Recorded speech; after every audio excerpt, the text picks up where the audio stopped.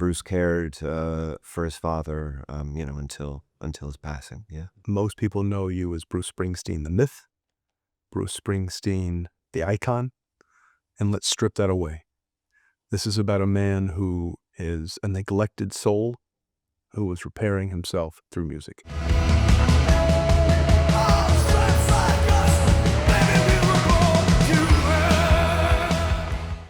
Do you believe that great art usually or even always arises from pain, especially family pain? I don't think always, no, but I think often, absolutely. I think that's one of the most wonderful things about art, and one of the most wonderful things about Bruce, and especially in this period, how he was able to sort of take this time of loneliness or isolation or doubt, and turn it into something that, to me, gives great empathy or understanding and connection. Yeah. The film breaks with the cliché of tough men from the late 70s, early 80s who don't go to therapy. Some people know this about Springsteen, others don't. Yeah. How important was it for you to emphasize that seemingly strong rock stars like Springsteen need therapeutic help? Yeah, I mean, it's important to me. Yes. I mean, anybody feeling this way. I think, yeah, the way that we perceive Bruce, or the way that we perceive like rock stars at that level, or icons at that level, I guess there's an assumption that these people are incredibly confident in every aspect of their life. But the truth is, with Bruce, and he said this many times, is, you know, he knew exactly who he was for those 3 hours on stage. It's the other 21 hours that he was really struggling with all the time.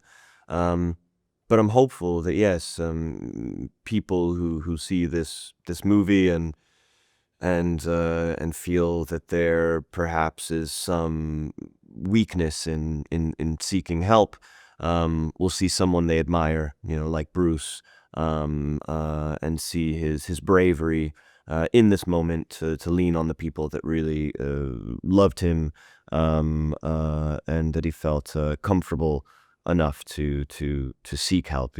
I hope people that have been feeling a similar way, who might feel a similar way to Bruce, see this as a door opening, I suppose. Yeah. One of the most intimate scenes in the film shows Bruce as an adult, sitting on his father's lap. What was it like to shoot this scene? And can children ever escape their role as children, even when they are long since adults? Yeah, I mean, there's this moment, I think, that all children have at a certain point. If they're lucky, their childhood is sort of like filled with this period of looking at their parents up on this sort of pedestal, and looking at these parents like superheroes. And then at a certain point, whether that comes at 10, 11, 12, 13, or maybe for some children it comes later in life, in young adulthood, whenever that is, there is a change when you see your parent as a human. You see a parent for their faults, but hopefully you can see that they tried their best, and that they did try their best. And I think there's some confusion around Bruce's relationship with his father. I've read things or heard things, and his childhood was difficult, and his father was, I think, a hard person to be around at times, and their relationship was strained, like many fathers and sons. But I think there was always a great deal of empathy and understanding that Bruce had for his father, and I think in that moment, at the end of the film, if I'm understanding it correctly, you said it right. There is that switch of responsibility where Bruce becomes almost a paternal figure for his father, and becomes the caregiver. and he did. Bruce cared for his father, until his passing. Yeah. How did you ensure that your set design accurately reflected the year 1981? Well, thank you. And when you make a film about America's most authentic artist, Bruce Springsteen, even though this is not a documentary, you must pay great attention to detail. Thankfully, Bruce supplied me with lots of archival photography from what the bedroom looked like when he made Nebraska. Jeremy Allen White, who plays Bruce, wore some of Bruce's articles of clothing. There were props in the movie that were Bruce's. So this really imbued the film with a sense of authenticity, which I always strive for in all of my films, so that the audience doesn't recognize my camera. They don't see how clever I am, whether you move it or you don't move it. Lighting. I want people to feel like, even though it's a fiction film, although a lot of it's true, that it's as though you're watching a documentary. And all of those period details recede. But Stefania Cella, my great production designer, and Masanobu Takiyanagi, my cinematographer, were able to recreate, I think, with great specificity, what Bruce's world looked like in 1981 and 82. And we shot in many of the locations where these events took place. The casting of Stephen Graham was an excellent choice. Was it clear from the outset that Stephen Graham would be cast as Bruce Springsteen's father? Yes, Stephen Graham was set to star in my film Black Mass alongside Johnny Depp, but our scheduling just didn't quite work out. Been a long time fan of his, we're pals. When I started to research Bruce's father, it was immediately clear to me that Stephen was the right physicality, the right temperament. While we do see moments where he's, as you said, toxic, a father who's cold and distant, unavailable for his son, we also see another side. A man who is struggling, who is suffering mental illness but unaware of it. So I think Stephen gives a full-bodied portrait in a man who's very vulnerable and living with quiet despair. I'm so thankful he's in the film.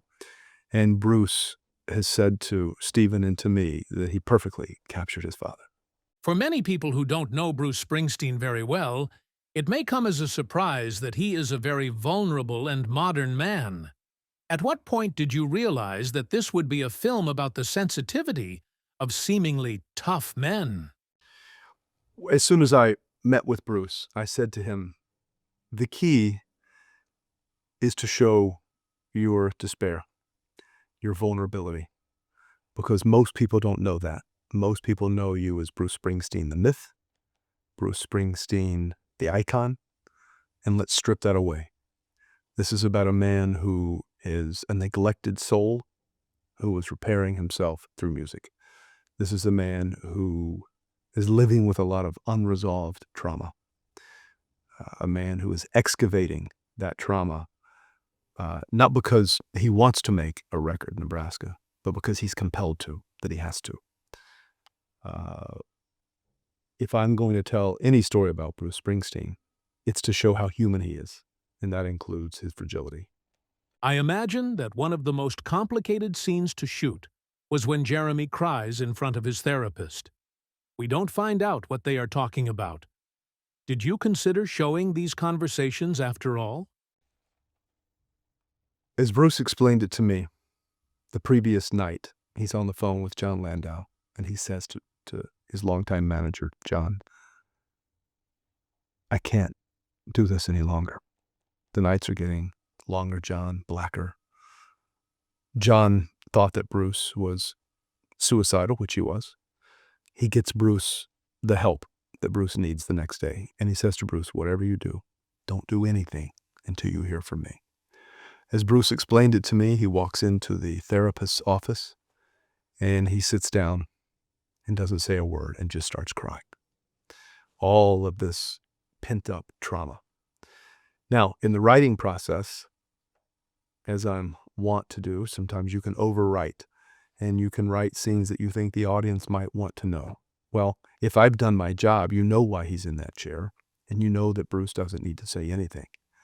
And in the end, this was the best choice because this was the actual choice. This is what happened.